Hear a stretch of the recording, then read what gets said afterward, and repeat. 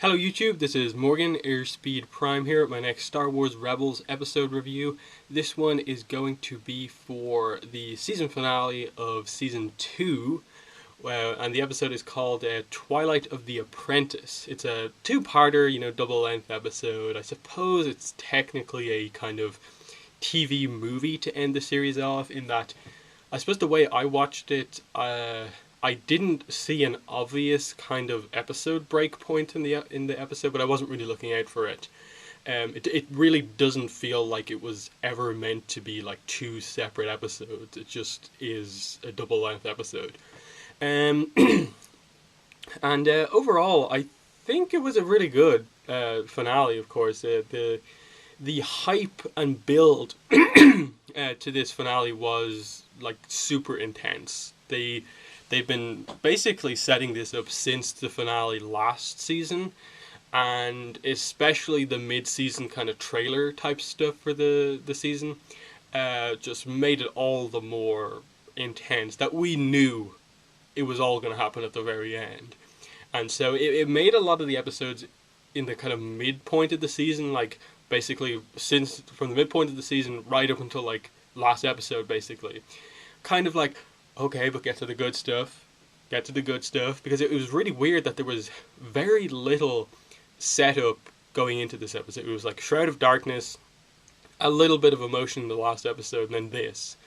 And in that sense, like, it needed a two-part episode, absolutely, because there was just so much to do. Like, this episode very much tried to play with the idea of Ezra being tempted or just walking down a darker path. And they had kind of tried to set it up in the previous season, other episodes this season, but it never it never quite had the impact I think that it was meant to have. So basically this whole episode had to basically introduce and execute on the idea of Ezra turning to the dark side, potentially. And I thought it did it pretty well. That's how they used Darth Maul for most of the episode, or just Maul, as he's called now. There was a very specific point made about him only calling himself Maul and not being a Sith or a Jedi, just a Force user at this point. And that was kind of interesting to me, the way they did that. Ultimately, it was kind of standard Sith seduction to the dark side, with him basically saying, "Look, you're stuck with me. I know how to get through this Sith temple. You don't. To get past this door, why don't you just tap into some of your emotions and you can get the power to open the door?" So it's just these little steps to like, look, the dark side can make you more powerful really quickly. All you have to do is get a bit angry and you can open the door. And all these other little kind of gradual steps.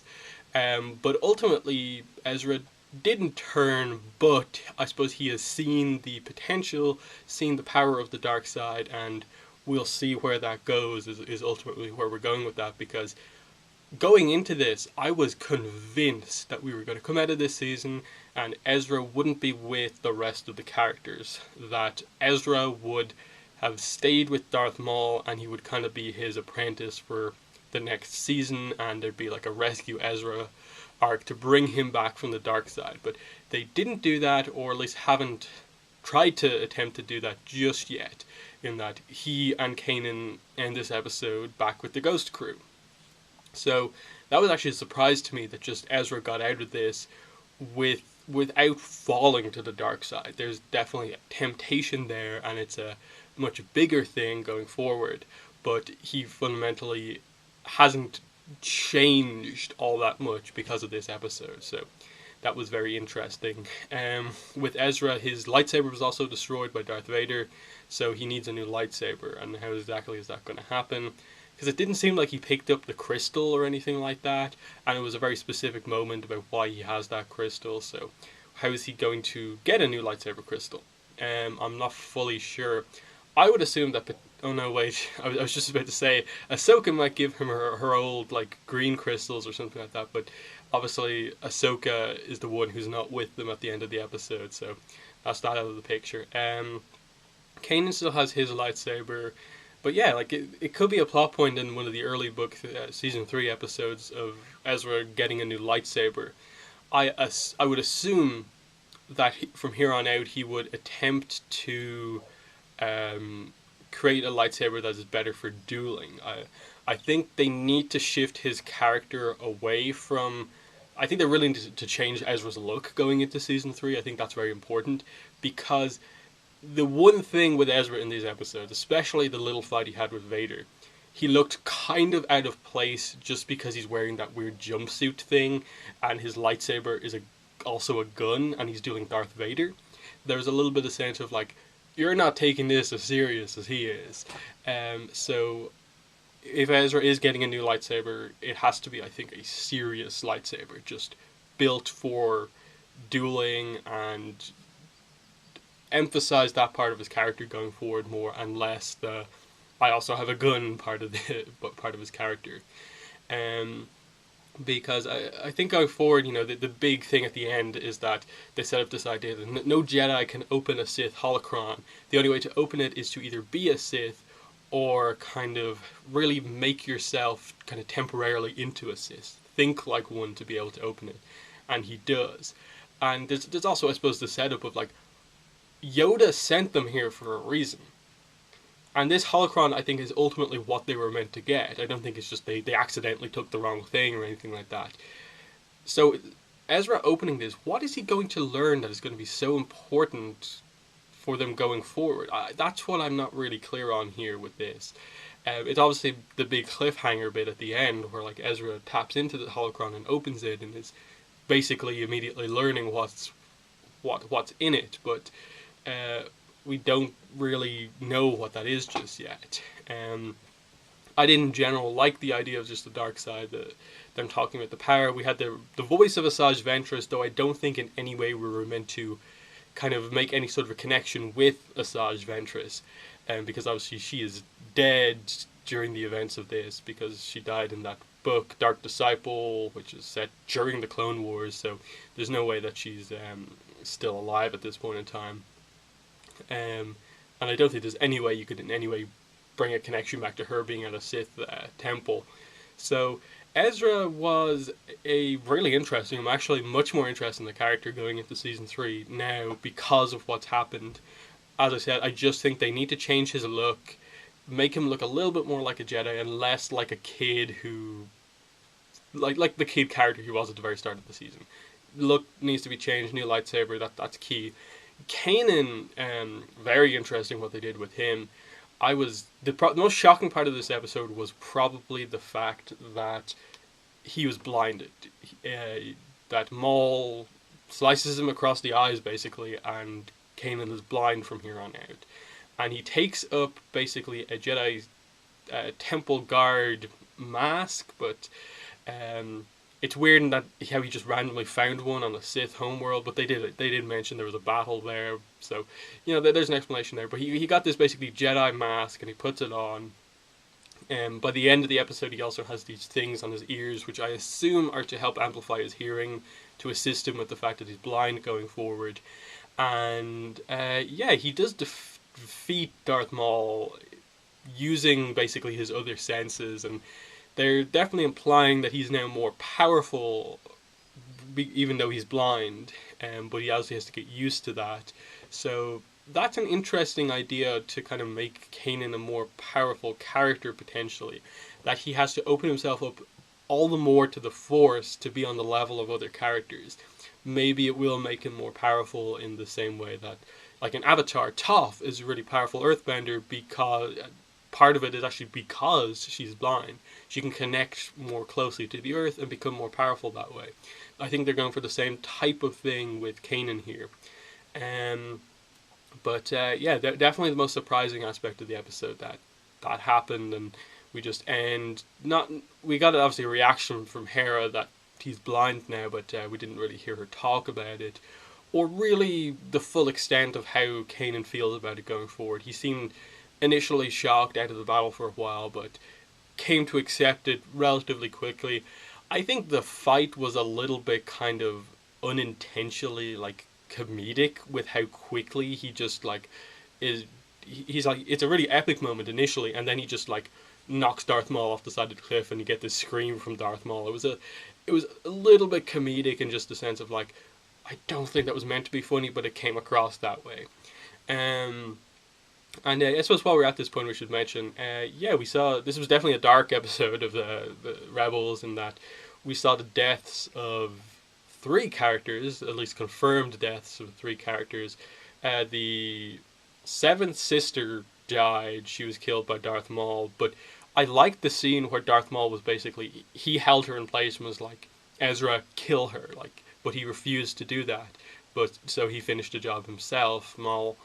Um, then Maul also, during the lightsaber battle, killed the fifth brother, and then the eighth brother, which is the new Inquisitor, died because his lightsaber malfunctioned when he was doing the kind of lightsaber helicopter thing, which is a bit of a weird technique, and that didn't make a whole lot of sense in how it worked. But I guess there's some explanation for it. And yeah, that character, the eighth brother, I think his name was a little bit of a joke. Like, they played him out to be something important, but by the end of the episode, he was just there to die, basically. And he had the death that was the kind of least impactful because he wasn't killed by a lightsaber. He basically jumped and was killed himself.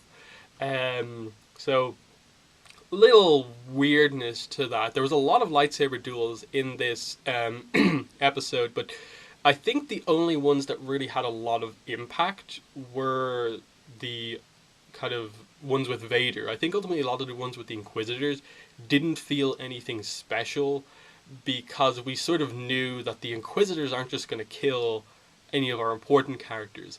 Vader is going to be the one to actually do some damage in these fights, and then they don't want to have our hero characters just kill Inquisitors, so you had to have Maul do most of the killing, or like unintentional deaths for characters.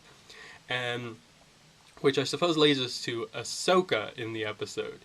And it's an interesting one in the sense of that she's just another character for most of the episode.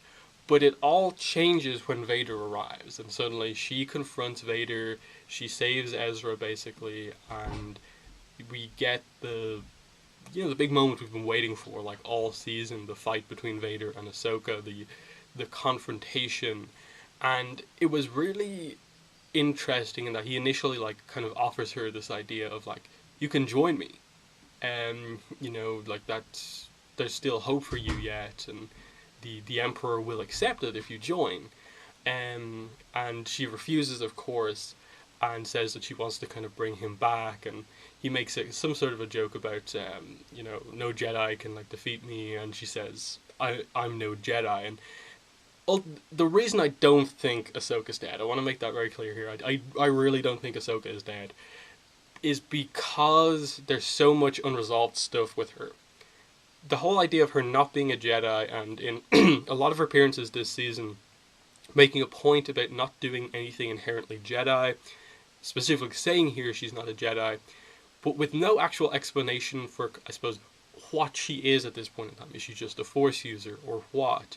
There's a lot of little moments that we don't know really much of anything about. That there's this moment where she seems to have met Anakin, she mentioned in a previous episode, just prior to the Battle of Coruscant. We've never saw that scene. There is a moment where, or unless they're implying that the moment Ahsoka left was actually closer to Revenge of the Sith than we initially thought, but I don't think that's meant to be the case, because specifically, like, there are canon episodes of the Clone Wars that aren't finished, but they are out there. That happened afterwards. So I don't think that's the case at all. And all of Season 6 happens after Ahsoka leaves, so there's like some confusing stuff there. So she's met him. I don't remember really Ahsoka having ever confronted Darth Maul, but he seems to know who she is.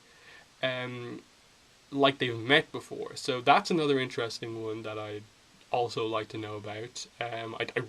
Unless I'm completely misremembering something very important here, I don't remember Maul and Ahsoka ever coming into contact, really. So there's that. Why does she have white lightsabers? Why aren't they her green ones? What did she do? Where did she get the white lightsaber crystals? Where are the green ones? And just in general, like, what she's doing right now, how she came to join the rebellion, what her goals really are. There's so much we don't know about Ahsoka that if this is a confirmation of her death here, it's a very unsatisfying end for the character, and that's why I don't feel that she is killed here. In addition to that, after we see Vader walk out after the explosion of the temple, um, he has more damage on his helmet, I think, so they fought a little bit more. But then you kind of have this weird zoom in shot to what remains of the temple and this kind of doorway in darkness and steps, and you see a little bit of color. It's kind of out of focus, it's not focused in on all that much. You see some color and it gradually kind of goes away, like Ahsoka is still alive, but she kind of falls down as we kind of cut away. So I think the potential implication that they're going for here is that Vader may have injured Ahsoka, maybe fairly badly injured her, but that she fundamentally is still alive, because if this was meant to be her death scene, I think they would have played it up a whole lot more than they actually did here, because Ahsoka is a very important character. Coming out of the Clone Wars, she is the character that so many young Star Wars fans like really relate to, because she was the new character that was meant to draw people into the Clone Wars. The Clone Wars was her story, and her return here was important because people care about her. This being her death didn't have the magnitude that the death of a character on the level of Ahsoka was meant to have. So I really don't think that's the case. I think there's still a lot more to come with Vader and Ahsoka. At least one more confrontation, because what happens here obviously is that Ahsoka basically stays and fights Vader to let Kanan and Ezra get away. She manages to damage Vader enough that she basically cuts a hole in his helmet, and you can see one of Anakin's eyes. And it was a really cool moment where he speaks, and it's half the mask, the kind of a vocal synthesizer thing of the mask, and it's half Clone Wars Anakin kind of talking. And it's the first time that some real emotion actually kind of starts to come out here, that she knows 100% for sure Anakin is Vader and has fallen to the dark side, and in part it could have been because of what she did in leaving, and she obviously wants to kind of defeat him, or at least try and bring him back somehow. It was a really kind of powerful scene. It was definitely the most well done lightsaber fight, at least in this episode. In an episode where we had so many lightsaber fights, it was absolutely the one that was done the best. You could tell, I think, as well, that maybe it wasn't their final confrontation, because ultimately, even though it was a good lightsaber fight, the focus wasn't on the blade work. The focus was more on the fact that it was these characters meeting. The environment was kind of crashing around them. People were escaping. So the duel wasn't necessarily the absolute focus of everything happening. It was just, they are fighting here and something is going to happen, and it's not necessarily going to be that one of them defeats the other in lightsaber combat, or at the very least the duel ended off screen and we didn't see the extent of what happened. So it's interesting in that it is by no means any sort of confirmation coming out of this episode when we kind of expected some sort of confirmation, but it also is potential setup for big stuff later on, in that imagine we get a flashback to what actually happened in the temple, and Vader maybe wounds Ahsoka but can't bring himself to finish her off, and so just leaves her there as the temple's collapsing, to potentially assume that, okay, I've injured her, but I'm not going to kill her. If she dies, it will be because the temple falls down. I will still have done my job. My master won't know anything. He won't doubt me because I didn't kill her myself with my lightsaber. But if she does return, it makes it all the more impactful that she survived, and to see how she then sees Anakin Vader going forward. So that's another one, in that this episode absolutely had things on the line. Kanan is now blind coming out of this episode. All of the other characters assume Ahsoka is dead, and we assume that she's maybe dead, but at the very least is injured and out of kind of contact.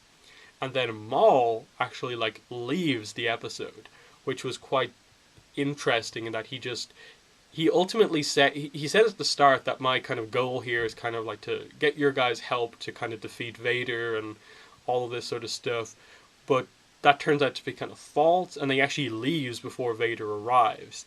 And they did mention in the Rebels recon for this episode that there was initially a part of the script where at one point Ahsoka asks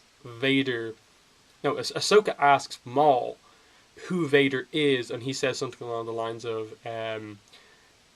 he is who I was meant to be. That Vader is in the position as Palpatine's like apprentice that like Maul ultimately was meant to be in until Obi-Wan defeated him in Episode 1. So that was a kind of cool moment, and it potentially sets up a rivalry between Maul and Vader going forward. The one slight disappointment I had with Maul, despite all the cool potential apprentice stuff with Ezra, and he was actually super interesting in the first kind of half of the episode, as like there was a sincerity to him that wasn't really there before that I quite liked. But the second he revealed his actual plan, it was just like, really? Okay, the planet's like a battle station and you just want to use that to take revenge? That his whole thing is about revenge, and ultimately nothing happens with that because Vader arrives and kind of interrupts everything. So Maul is still out there, and he's ultimately one of those characters that the Clone Wars and Rebels have made him more interesting than he was, say, in The Phantom Menace. But we still are kind of mainly just following his journey to see where it ultimately comes to an end. Like, when does Maul ultimately die? I still would kind of want it so that Obi-Wan is kind of the one to finish him, given that he kind of was the one who kind of started Maul down this path that he's on currently, that Obi-Wan would be the one to finish it. But I'm not fully sure where they're going with him. He's left open, Ahsoka's left open, Ezra's turned to the dark side left open, how Kanan will adapt to being a Jedi now that is blind. A lot of interesting stuff, and then potentially even stuff with Vader. Like, was the fact that Ahsoka is potentially still alive a hint to the fact that his bond with Ahsoka was close enough that he couldn't kill her, but it wasn't as close as, say, it is later on with Luke, to where it actually, that bond turns him around back to the light side. So I think ultimately that's kind of what Ahsoka is meant to be for Vader. It's like showing other characters that there is a glimmer of hope for him before Luke shows the full extent of that he can turn back around. Yeah, I'm going to end the video there. There's a lot to talk about with this. This was a very, very important episode of Star Wars Rebels. It'll be talked about for a long time. My only worry is really just that heading into Season 3, that they return to the way things were earlier on in Season 2. In that I think this has changed things enough to where you cannot, at the start of Season 3, just go back to episodes where, oh, the rebels need some fuel, we have to go to this random planet to get some fuel. We have this informant, you have to go protect him. We can't have that many of those episodes anymore. More and more of the episodes have to be impactful, relating to Ezra and the dark side, Kanan and his blindness, where Ahsoka's been, Vader I think has to be in the show a little bit more, Maul. It can't just be focused around these little journeys with the Ghost crew. You have to have more impact and realize that what you've done in this episode has a huge impact on everything, and that the audience cares about a lot of the stuff you've set up, and that if you go to random Rebel stuff, it's not going to have the same impact. I'm okay with them doing some of that, but most of the episodes this season were that, and going forward after this, they can't do that again. I think that's ultimately the thing, where they could ruin the potential of this finale by having next season be more of what most of Season 2 was. So yeah, I'm going to end the video there. In the comments, let me know what your thoughts were on the episode, as well as the review. Other than that, thanks for watching, and bye.